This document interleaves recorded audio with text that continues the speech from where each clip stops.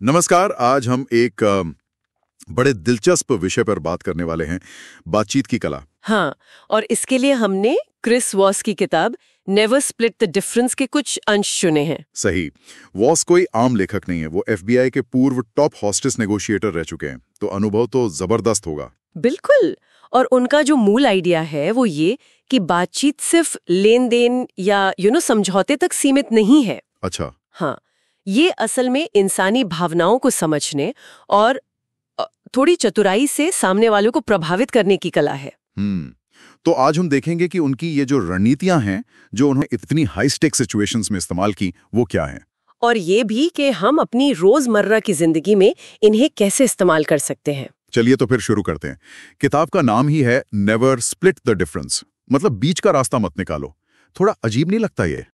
अक्सर दोनों पार्टियों को अधूरा छोड़ देता है। किसी को वो नहीं मिलता जो वो सच में चाहते थे। तो फिर क्या? अगर बीच का रास्ता नहीं तो लक्ष्य क्या होना चाहिए बातचीत का? लक्ष्य है सामने वाले को इतनी गहराई से समझना कि आप एक ऐसा हल निकाल सकें जो उनकी वो जरूरतें भी पूरी करे जो शायद उन्होंने कही भी नहीं है। ओह, यहीं पर वो टैक्टिकल एम्पैथी वाली बात आती है ना? बिल्कुल, टैक्टिकल एम्पैथी। ये सिर्फ हमदर्दी जताना नहीं है या हाँ में हाँ मिलाना नहीं है। तो ये टैक्टिकल कैसे हुई?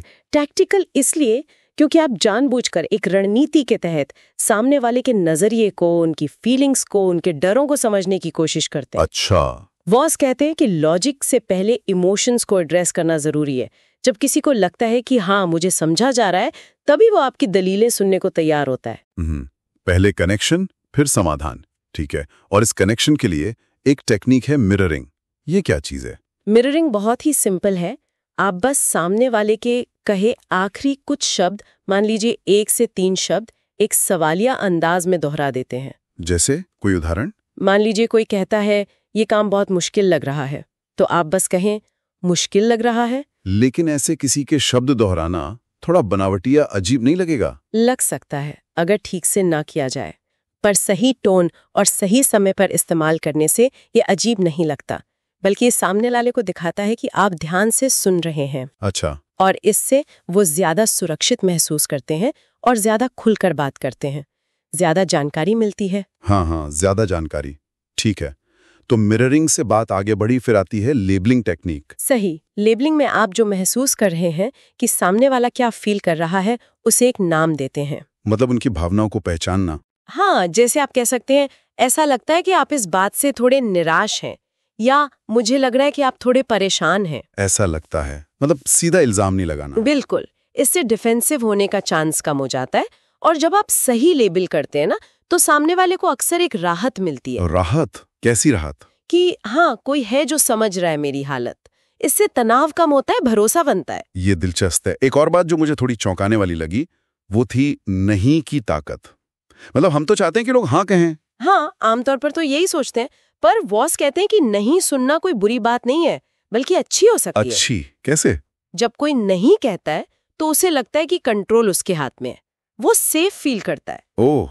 नहीं अक्सर बातचीत का अंत नहीं होता, बल्कि असली मुद्दों पर आने का दरवाजा खोलता है। आपको पता चलता है कि सामने वाले की लिमिट क्या है। ये तो बिल्कुल अलग नजरिया है। अच्छा, और वो एक मोमेंट होता है, हाँ ये बिल्कुल सही है, दैट्स राइट मोमेंट। इसकी क्या अहमियत है? वॉस के लिए ये बातचीत का मैजिकल मोमेंट है। ये सिर्फ हाँ ठीक है से बहुत ज्यादा है। मतलब? जब कोई कहता है हाँ ये बिल्कुल सही है, इसका मतलब है कि उसे लगा कि आपने उसकी दुनिया, उसकी फीलिंग्स को पूरी तरह समझ लिया है। बस यहीं से असली भरोसा और समझौते की शुरुआत होती है। समझ गया। इन सब के साथ वॉस कैलिब्रेटेड क्वेश्चंस पूछने को कहते हैं। ये क्या होते हैं? ये ओपन एंडेड सवाल होते हैं। अक्सर क्या या कैसे से शुरू होते हैं। इनका जवाब हाँ या ना में नहीं होता। जैसे इस चीज को मुमकिन बनाने में हमारे सामने सबसे बड़ी चुनौती क्या है, या आप ये कैसे सोचते हैं कि मैं ये कर पाऊंगा। इनका मकसद टकराव नहीं है? नहीं, बिल्कुल नहीं। मकसद है सामने वाले को सोचने पर मजबूर करना, उन्हें प्रॉब्लम सॉल्विंग में शामिल करना और बिना दबाव डाले जानकारी निकालना। तो ये सारी techniques, tactical empathy, mirroring, labelling, नहीं को समझना, कैलिब्रेटेड सवाल, ये सब कहाँ काम आ सकती है? अरे लगभग हर जगह। बड़े बिजनेस डील से लेकर घर में बच्चों से बात करने तक, नौकरी के इंटरव्यू में, रिश्तों में। सही बात है। वॉस का मैसेज क्लियर है।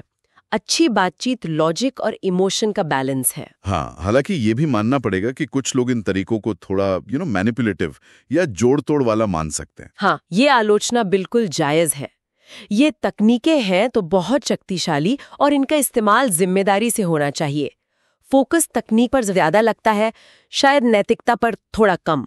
और इनमें माहिर होने के लिए प्रैक्टिस तो बहुत चाहिए।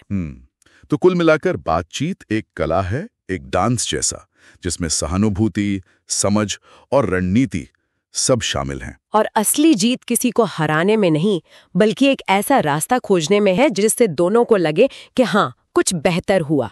बिल्कुल, जैसा किताब में एक जगह कहा गया है, जिसने बिना असहमति जताए असहमत होना सीख लिया, उसने बातचीत का सबसे कीमती राज पा लिया है। क्या बात है, मतलब अपनी बात भी कह दी और रिश्ता भी खराब नहीं हुआ। सही। और जाते जाते एक सवाल सोचने के लिए छोड़ जाते हैं। ये सारी तकनीकें दूसरों की भावनाओं और नजरिए को समझने और प्रभावित करने पर इतना जोर देती हैं, तो ये इस तरफ क्या इशारा करता है कि एक अच्छा वार्ताकार बनने के लिए खुद की भावनाओं को समझना और काबू में रखना कितना जरूरी हो सकता है।